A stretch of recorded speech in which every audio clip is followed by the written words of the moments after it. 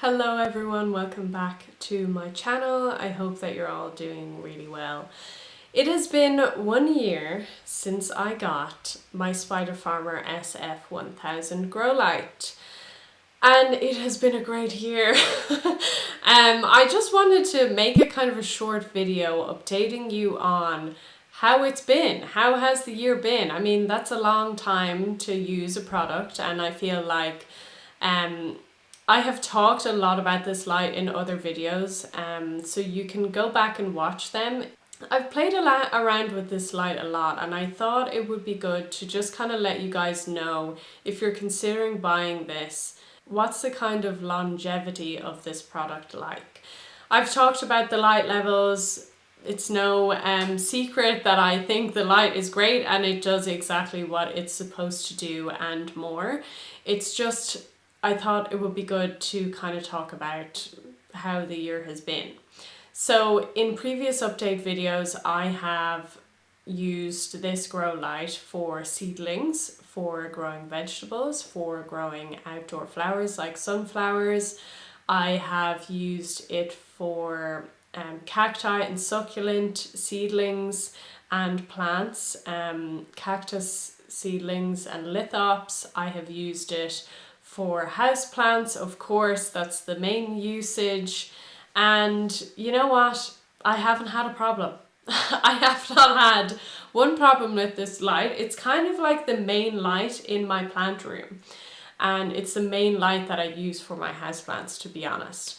The other ones are kind of like supplementary, but not as necessary, or, you know, it's really, really, really powerful.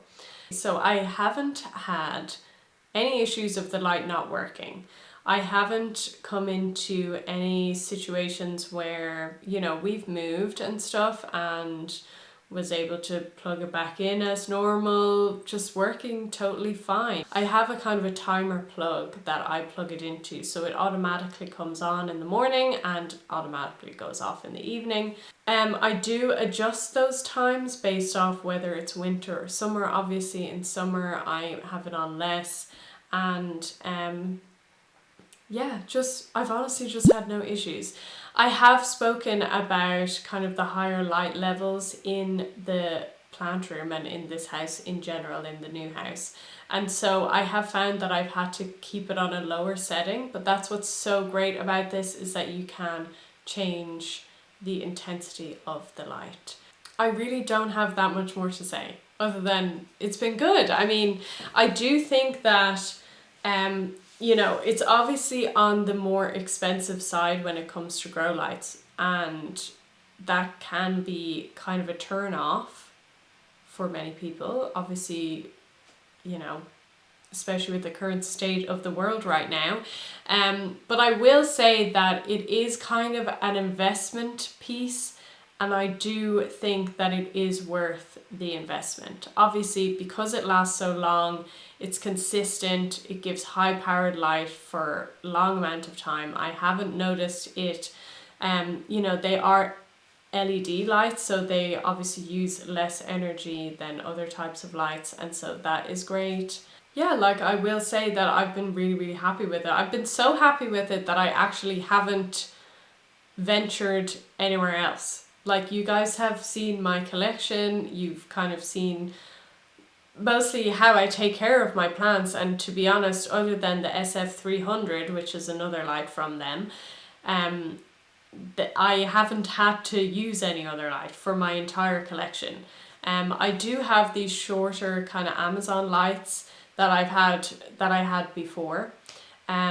That's the only one that I now use. I'm going to sell the other ones because I don't need them anymore. I really don't need them at all. I don't even really feel like I need them that much. They're just kind of there in case. I thought it deserved its own video. I will take you around what's growing there now just to show you.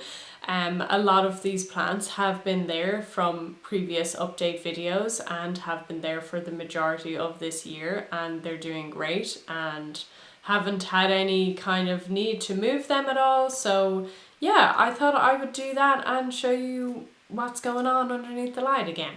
So this is the setup. It's really very similar to how it was before. I have plants draping around the sides and some underneath. So if we move this, which is totally growing around. So yeah, this is the light. I've shown this before, on and off, and then the dim switch. I normally, at the moment, I'm keeping it just below 40, but obviously it can go all the way up to max, which is like crazy. That's where it is now. I'm gonna put it back down just so you can see the video a bit clearly. I have Hoyas down the side, Palea Glauca looking fab. What do you think about an update video for this, actually?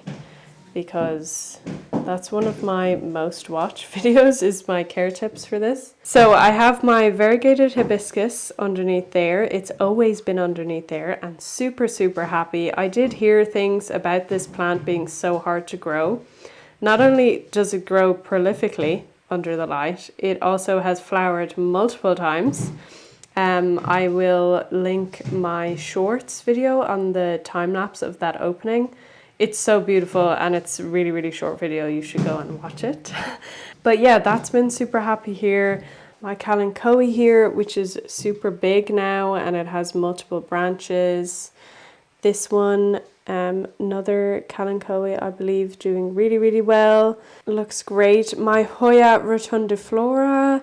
Oh my gosh, like, this is just going mad over here. This plant took so long to get going for me, and I do put it down to the light, in all honesty. Look at those cute little leaves. So that's been really, really happy here, growing like mad. We have my Hoya manipurensis, which has just flowered, and I will be putting up a time lapse of that, I guess on Instagram, but maybe YouTube as well. That's been really, really happy here. My lithops are still alive. I lost a couple of baby ones, but they're doing pretty good. And my lithop seedlings, which I only had 2 of, are still surviving. They're super slow growing. I sowed these on the 31st of January 2021. Yeah, and these have been under the light almost for like a lot of their life, and you can see in previous update videos that these were doing super well underneath the light. You can see new leaves emerging there, which look really weird. My cacti seedlings, which were terrible until I put them under this light. I'll try to find old footage of what these look like. I sowed these in 2020, 3rd of August, back when the world was very different. And they look great, slow growing as well, but you know, very happy. Here's an example of sun stressing, which I'll talk about. Either it's already out or it's coming up soon, is houseplants that have a lot of light. This has been happy here. What is this called again? I haven't done a video showing my plants in so long that I'm forgetting all the names. Sumatra or something? Oh gosh. Serpegia woodii variegata, always been happy here. It's super long now. I just keep wrapping it around, really.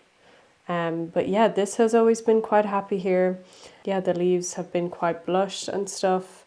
I'm forgetting the name of all my plants. Just shows you gotta practice. Satin pothos. What is it actually called? It's also the end of a long work day after a bank holiday, so I mean, not going to make myself feel that bad for it. Anyway, this one, I honestly struggled with this plant for quite a while, and I moved it up to the grow light and it started kind of taking off. So I think it just needed more light than I wasn't giving it. I recently repotted this, and yeah, it's pretty happy over there in the corner. Yellow leaf or two, but that's okay. Forget to water it sometimes.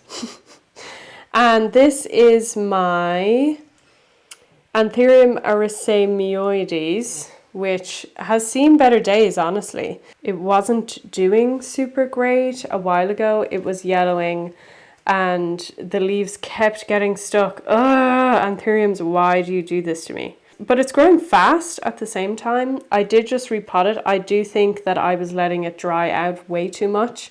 I do think that the constant drying out was affecting it a lot, so hopefully that will be fixed now. But this has been over here pretty happy.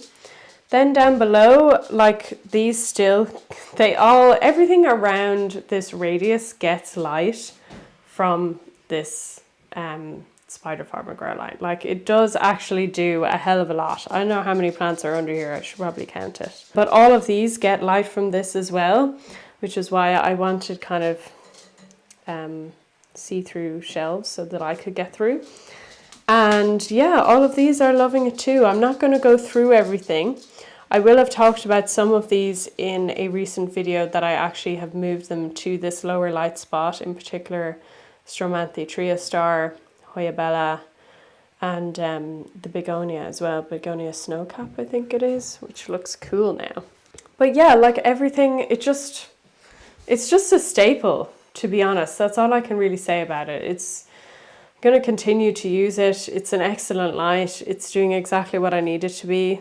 It's so cool that I can kind of, let me move back, like drape all of my plants around it and kind of hides the hardware, and it just looks really cool, I think.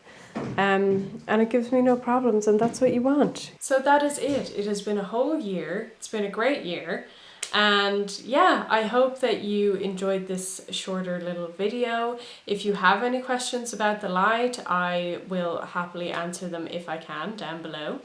If you're interested in picking up the light, the details will be in the description. Spider Farmer honestly have been a really nice company to work with. And really grateful to them also for reaching out to me when I was a smaller channel as well, and being willing to like give me a light to talk about. So and thank you to Spider Farmer, and thanks for giving me a really great light that my houseplants love. So well, thank you. Lua is having his dinner. Thank you so much for watching this video. I will see you again in the next one. Bye.